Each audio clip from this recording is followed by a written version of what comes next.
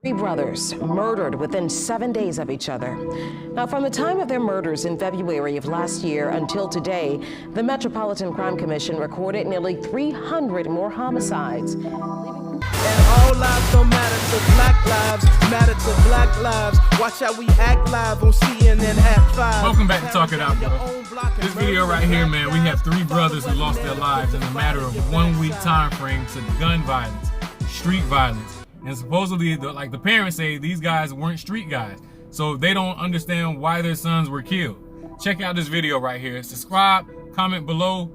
We need to talk about this one because this is the black on black crime that I'm talking about. These are the incidences right here that are not normal. You lose 3 sons to gun violence.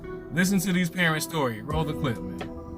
Talk it out. It's left so many families reeling, and while some arrests have been made, giving families some closure, others are left in the dark.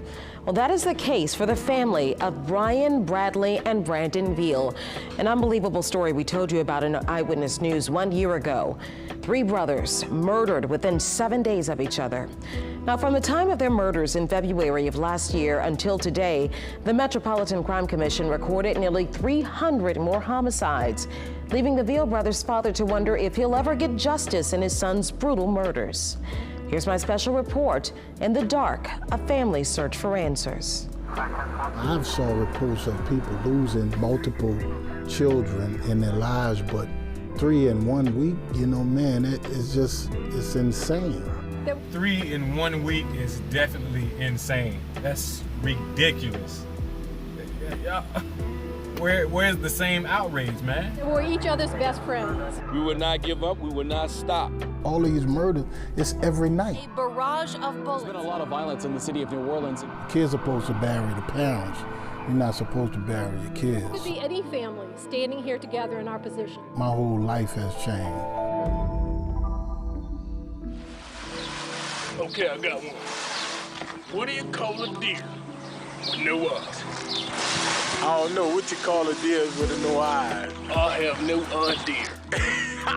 Silly kids. They were very silly. Yeah. They were very, a bunch of comedians. Yeah, they were just silly kids.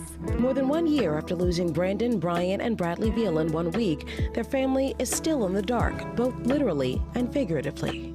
We're sitting here and we have you all in silhouettes because are you still living in some sort of fear? Or are you still kind of feeling like that you're in danger because this case hasn't been solved? Definitely, definitely. To know that whoever the perpetrators are still walking around doing whatever, and we have no idea who they could be or who they are. This is for all you that believe that all cases are always solved by police officers when it comes to black on black crime. As you can see right here, none of the cases have been solved for any of her sons, all 3 of her sons.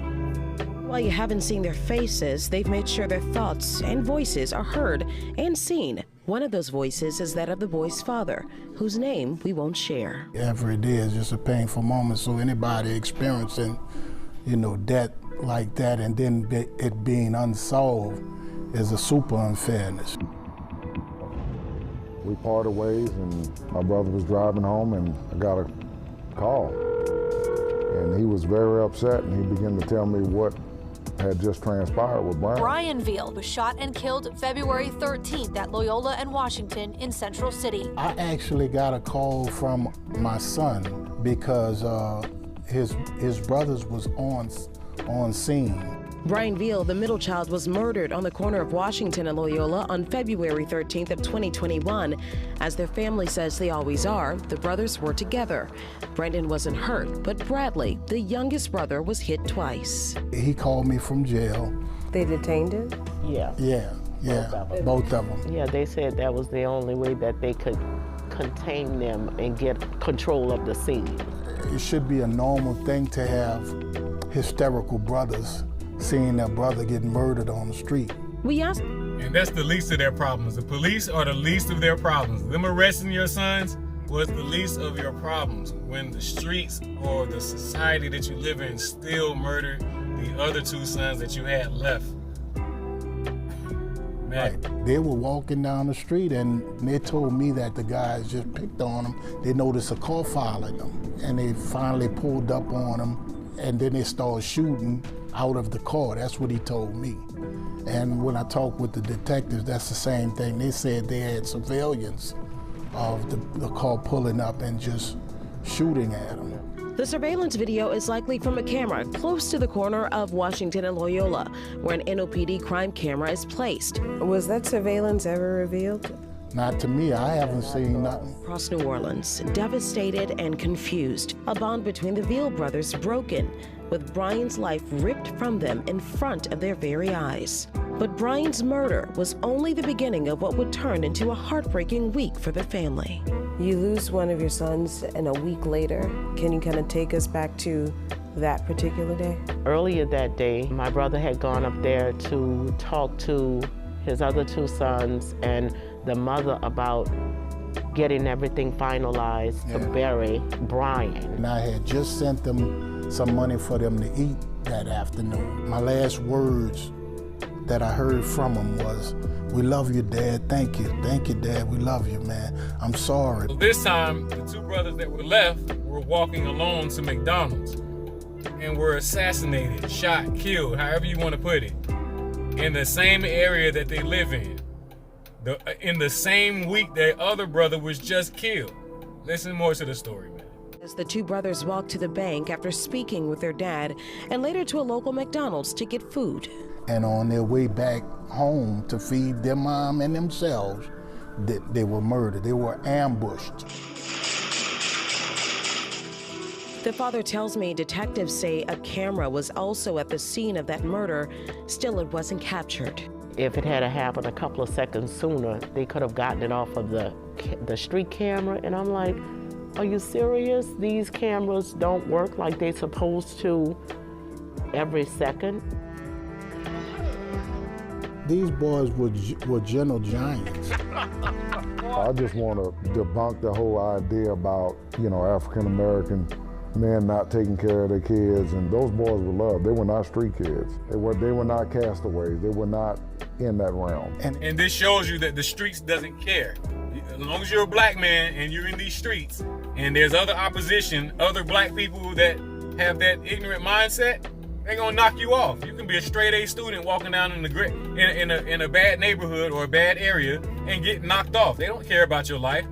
Who's gonna help the family that you were taken from? Like, who's gonna console them? No one. No one cares. No Black Lives Matter. I'm gonna keep saying that.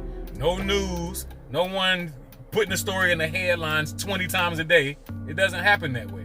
Not for the common black folk who are killing each other out there. It doesn't happen that way. And it's just like every other murder in the city. You think that they did somebody wrong. That's why they were murdered. And that's the perception that people have, when that's not the case. And you're looking at 3 unarmed black men. If they were into something, especially if my brother was gunned down one week and I'm coming out, I'm not coming out without being armed. If I'm into anything, these kids were unarmed. Swamped. I just think they're smothered. Do you feel like them being understaffed and not taking the extra steps to bring extra help in is now at the expense of everyone in the community? Absolutely. Yeah. Absolutely. Yeah. Admit you have a problem. If you have an issue, deal with it the right way and call in for help. Our elected officials need to step up and take control of our city. I agree, definitely. They are swamped and smothered by all the other heinous, violent crimes that happen in those areas. You expect the police to be able to solve all those crimes? That amount of crime and violence, especially when it comes to murders, is not normal. We have cities with 300, 600 people being murdered every single year. Black kids. That's not normal. So how do you expect them to be able to catch up and solve every single case? They have other cases with other races. It's ridiculous, man. Subscribe, like. These are horrible stories, man. But somebody got to do it. Because y'all frame of mind out there is ridiculous, man. Everything isn't about race. Especially when we're harming ourselves more than anyone else is.